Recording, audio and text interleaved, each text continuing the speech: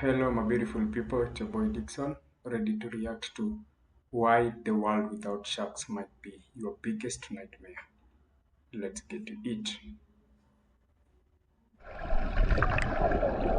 Remember when I said I'd show a cactus my uvula before I go out into the ocean? Yeah, it was a tough cactus.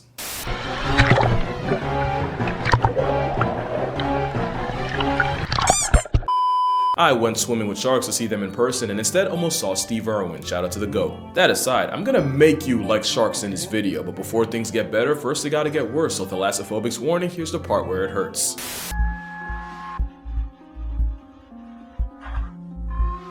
These things. Honest question, has there ever been a horror movie about jellyfish? It's not like Poseidon didn't flush a metric ton of source material. You're looking at, unironically, one of the worst sights in nature. A jellyfish bloom. It's a problem for many reasons. One, it's basically a bath bomb from Shaitan, but also cause it's one of the last signs the ocean gives before it hits the point of no return. When a part of Neptune's neighborhood falls apart and can't support the animals in it, the last step usually involves getting gentrified by jellyfish, since the same conditions that are unlivable for most are usually where Satan's shopping bags thrive. And don't think because you're on land you're safe. Not only have these blooms caused legit power outs, but about half of the oxygen on Earth comes from the same phytoplankton these blooms eat. So why am I talking about jellyfish in a video that was supposed to be about sharks? Well, if you're scared of one, you should probably thank the other. Sharks are the ocean equalizer, keeping other animals in line from their spot at the top of the food web. Near the top, we're getting to that. Basically, sharks eat the big fish that would eat the little fish that would eat the jellyfish polyps. The ocean is a Jenga tower, and sharks are the one block that can bring it all down. Now, it's not as simple as I just made it sound, where no sharks automatically means more ocean acne, but you really don't realize how fast the sea would fold without sharks. That is until you realize what their actual day looks like. Sharks aren't just the equalizer, they're the cleanup crew, mostly going around picking off the dead and dying. You won't see them chasing around small fry that probably aren't even worth it. The same way you probably wouldn't drive 45 minutes for a bag of chips. I hope. It's why, if you want to check your ego, swim in a shiver of sharks and watch how hard you get ignored like J-Lo in the Bronx. I was surrounded by Galapagos sharks, and the closest I got to becoming a hashtag was the ocean slamming me against the bars like I owed it something. It was like an MMA cage match with Mother Nature that got way too personal. I wonder why. But yeah, the sharks could not care less about me. They really do treat you like an NPC. I did learn that because sharks can detect electromagnetic fields, if you stick a GoPro deep enough, you can say you pooped a shark. Just know, that was the most action I got all day, and if more people realized how often they get snubbed by sharks even when they're right under us, you'd realize why you're statistically more likely to get flattened by a vending machine, KO'd by a coconut, or even past tense while putting socks on, than get milked by a shark.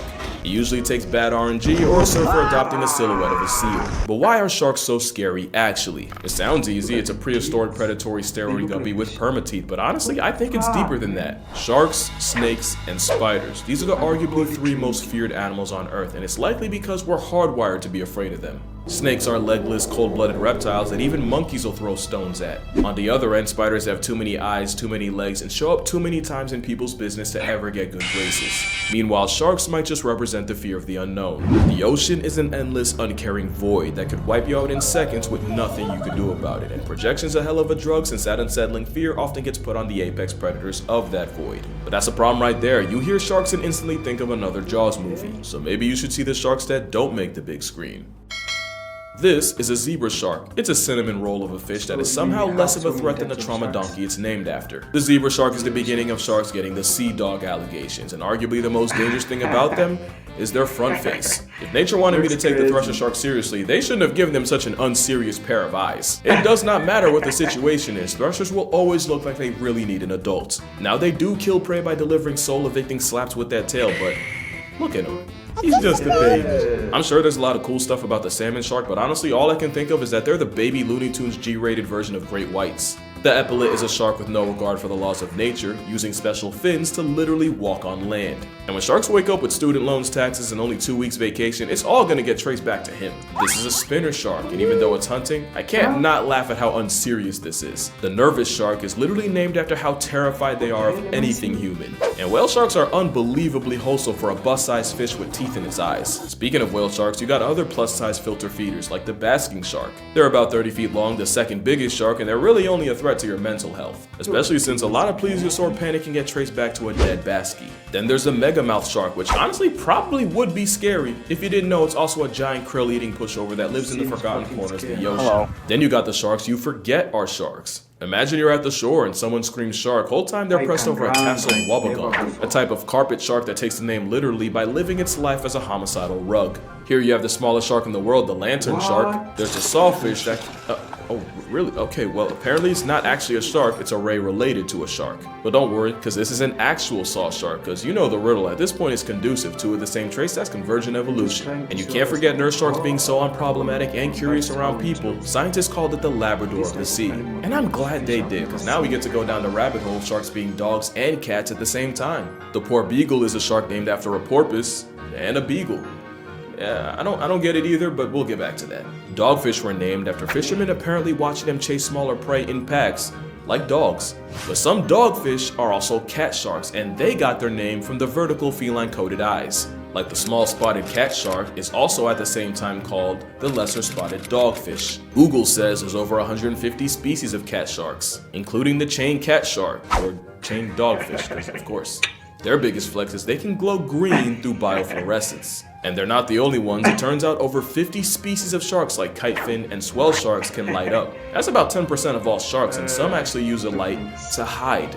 That might sound confusing, but if you're a predator in the crotch of the ocean, all you have to do is look up, and anything that looks like a shadow against the light of the sky is probably your next victim. However, if you can take a cue from a lightsaber, you can blend into the skylight and basically disappear. In fact, counter shading is a concept most sharks borrow from, and it basically means if you're above them, then the darker roof blends into the dark of the abyss, but if you're under them, the light underbelly matches the sunlight hitting the water. And when you think about it, a lot of animals use this strat to avoid problems. But some take it a step further, because scalloped hammerheads are scientifically proven to tan themselves if they sit in shallow, sun-exposed water. Some say recruiting melanin is nature's way of keeping them from getting eaten by their own kind, by making it easier for the smaller babies to hide. We got a little off track, I won't apologize for it, but the point is, if you're still afraid of sharks, then maybe you should subvert your expectations. Especially since some sharks aren't even full-time predators. The bonnet-head shark is like a hammerhead with performance anxiety. It's also an omnivore that eats seagrass, and in experiments, 60% of its diet included the green stuff. Whale sharks are also partly grass-fueled, and a study from Forbes found that half of what goes through them are plants like algae and sargassum. Okay, so maybe you're still afraid of sharks. Maybe it'd help if you knew what are sharks afraid of. There's only one thing that can send the Star of Jaws packing, and you already know it's orcas.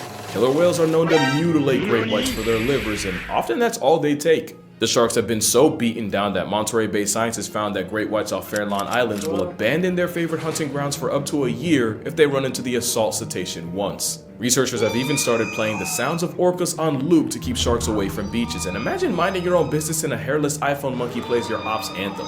And I wouldn't call it fear, but both dolphins and sea lions have been known to bully great whites by abusing the always superior power of friendship. Okay, now I just feel bad for them. Bull sharks are honestly the closest thing to the stereotype, and they have about the highest testosterone levels of any animal. Yeah, even more than a down bad elephant. And even the bull shark has fears, and its biggest are crocs. They often frequent the same waters, and the rageaholic of sharks gets a severe attitude adjustment just by smelling them. They've also gotten sent packing by hippos, but by far the strangest thing sharks are afraid of, Leopards. yeah, I'm not even kidding. There is a very real rabbit hole of the most notorious underwater predators getting pressed by some bubbles, with hammerheads and tiger sharks reportedly really uncomfortable with the bubbles from scuba tanks, and scientists even working on making bubble curtains to use as a type of bug spray, but for sharks. Which was funny until I realized dolphins probably just have them that messed up. If you want the definition of irony, it's spending 400 million plus years predator maxing just to get stressed by a SpongeBob scene transition. So play some orca opera and you'll keep sharks away, but the wrong playlist and you might just bring sharks to you. Sharks are attracted to heavy death metal music, because apparently the vibrations and beats sound just like struggling or injured fish. Remember, sharks are like the morgue of the sea, and dive operators like Matt Waller will use music as a Batman symbol to attract sharks. Their favorites? According to him, AC/DC You Shook Me All Night Long and Back in Black are the best at getting their attention. So are certain colors, because for a while it was widely believed that the single worst color to wear if you're afraid of sharks is yellow. Matter of fact, it was nicknamed Yum Yum Yellow for how wearing it could turn you into a literal snack. The truth is, sharks are likely colorblind, with only one color cone in their eye to R3, meaning they see the world in black, white, and shades of gray. Now what they can see is contrast, and anything that stands out against the ocean blue immediately gets their attention. The more you know. Now let me ask you a question. You think sharks get silly? Like you think in 400 million years of being alive, they figured out how to have fun? Well, remember the poor beagle? Scientists peeped that the shark named after a dog will roll around in kelp, tossing around like a football, and even take turns chasing each other. Great reef sharks sink if they don't swim, so they'll often swim against current updrafts in order to surf and basically take a break from the whole just keep swimming thing. But what's crazy is they have a conveyor belt system where once one shark reaches the end of the line, it'll let the current carry it back to where it started. You could say it's just them saving energy, but is that not the same energy as this? Sharks have been fighting stereotypes like a boxing match for years, and the closest thing to an uppercut they got is the fact that sharks have friends. In 2023, researchers found that two great whites, Simon and Jekyll, had traveled more than 4,000 miles together after being first tagged off the coast of Georgia in 2022, eventually ending up in the Gulf of St. Lawrence just off New Brunswick, Canada. It shows you how little we know about them because a couple years ago, nobody would believe the final boss of sharks was down for a travel buddy. Shark scientist Yanis Papastamachiou linked up with researchers from the University of Hawaii, Exeter, and UC Santa Barbara to study reef sharks in the Palmyra Atoll to uncover the secret social circle of sharks. What they found was that these sharks have a literal social circle, with the same sharks hanging out together in the morning, separating and going about their business during the day, only to meet up again later. These shark groups even use the same part of the reef day after day like a high school lunch table, and these friend groups lasted the entire 4-year study. And it's not just reef sharks.